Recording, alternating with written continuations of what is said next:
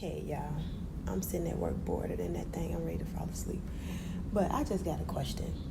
When you've been with someone for a really long time, say 2, 3, 4, 5, 6, 7 years, whatever, what do y'all do to keep things interesting? Like how do y'all, we all each grow at different rates. Some people grow, some people don't grow. But what do you do when you feel like you're growing apart from your partner? Like you just feel like, oh, they started working now and I don't really work out, but this is what they like to do. Or they started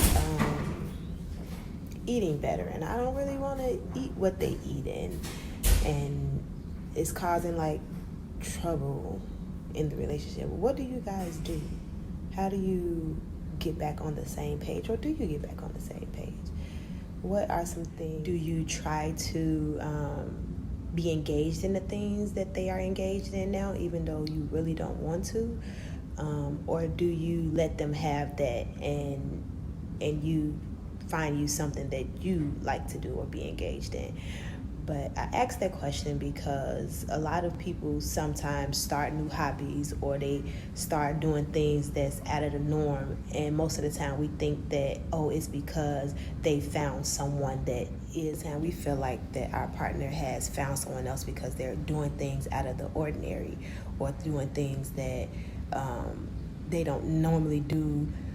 And sometimes that is true. Sometimes that is true. But I think a lot of the times is that we grow to like different things over our relationship. And especially if you've been in a relationship since you guys were teenagers, or you guys been in a relationship for years and years, people grow, and as a partner we don't expect that our partner is going to be a different person than who we met them.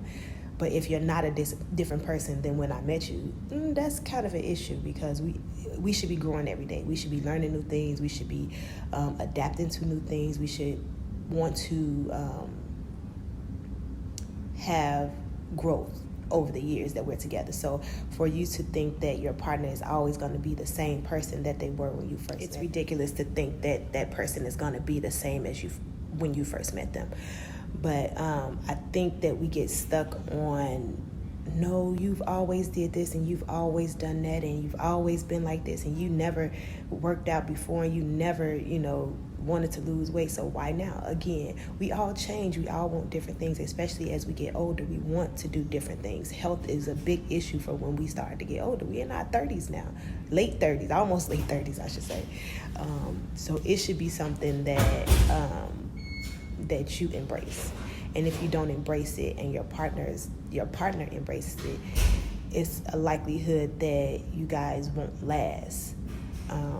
So I would just say, from what I've learned, throughout my years and listening to other people's relationships, if we don't communicate about what our needs are now, not what they were back then, not what they were even 5 minutes ago, because we often change our minds about what we want and how we feel, and it's okay to change your mind. But if you're in a relationship and this is someone who you want to spend your life with, then you should be communicating with them. This is my wants right now. I know I said or I did this in the past, or this is how I was in the past. Even 5 minutes ago, I didn't like that, but now I do. So I think it's very important for us to have communication.